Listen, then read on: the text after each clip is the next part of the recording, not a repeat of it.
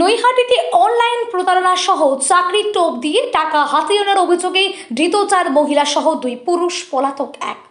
নৈহাটিতে online প্রতারণা সহ চাকরি দেওয়ার প্রতিশ্রুতিতে টাকা হাতিয়ে নেওয়ার অভিযোগে 4 মহিলা সহ 2 পুরুষ ব্যক্তিকে আটক করল পুলিশ। যদিও পুলিশ আসার আগেই একজন পালিয়ে গেছে বলে সূত্র মারফত জানা যাচ্ছে।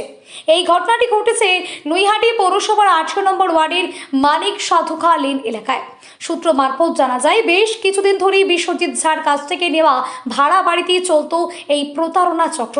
গোপন সূত্রে খবর পেয়ে নৈহাটি থানার পুলিশ সংশ্লিষ্ট ভাড়া বাড়িতে হানা দিয়ে হাতে নাতে হাজিরনগর এলাকায় বাসিন্দা সঞ্জয় বর্মা ও হাট ঝা সহ 4 মহিলাকে আটক করে নৈহাটি থানায় নিয়ে যায়।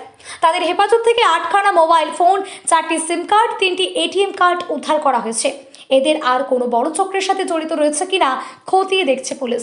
অনলাইনে ফ্রড করা হচ্ছিল, খবর পাওয়ার সাথে সাথে আমি পৌঁছাই গিয়ে এবং এমএলএ সাহেবকে খবর দিই।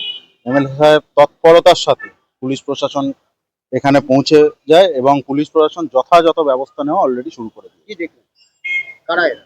এরা ফ্রড করার জন্য কারা? এরা তো মানুষ হতে পারে না। যারা মানুষের পয়সা মারে, যারা অসহায় মানুষকে নিঃস্ব করে, তারা আমি মনে করি না তারা মানুষের পর্যায়ে পড়ে এবং এদের যথাযথ ব্যবস্থা পুলিশ প্রশাসন নেবে।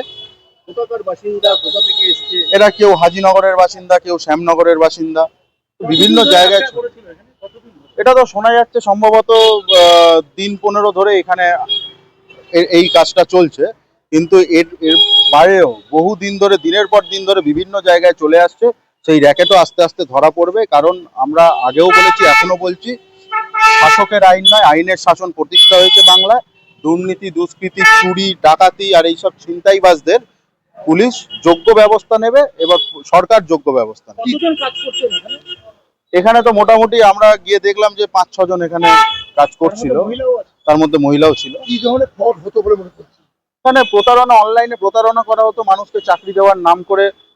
অসহায় মানুষ যারা চাকরি সন্ধানী, কারা যাদের পয়সার প্রয়োজন আছে, সেই সমস্ত মানুষকে চাকরি দেওয়ার নাম করে তাদের থেকে প্রতারণা। তিনি বাড়ি ভাড়া দিয়েছেন, বৈধ কাগজপত্র রেখেছেন? এই বিষয়ে পুলিশ প্রশাসন আছে, পুলিশ প্রশাসন এই বিষয়টা খতিয়ে দেখবেন।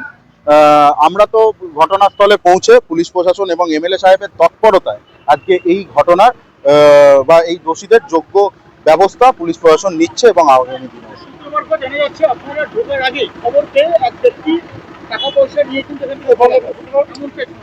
সেই ব্যক্তিও হচ্ছে এই র্যাকেটের সাথে যুক্ত। এই যে নেটওয়ার্কের সাথে এই ব্যক্তিও আছে, সেই ব্যক্তিও পুলিশ আশ্বস্ত করেছে, সেই ব্যক্তিকেও পুলিশ খুঁজে বার করবে। এবং ও একটা মোবাইল ফোন নিয়েও পালিয়েছে, যেই মোবাইল ফোনের মধ্যে আমার মনে হয় যে আরো কিছু গুরুত্বপূর্ণ নথি আছে, যেই নথি আরো অনেক বড় বড় রাঘব বোয়ালকে এই ঘটনায় চক্রে তাদেরকে সামনে এনে দেবে।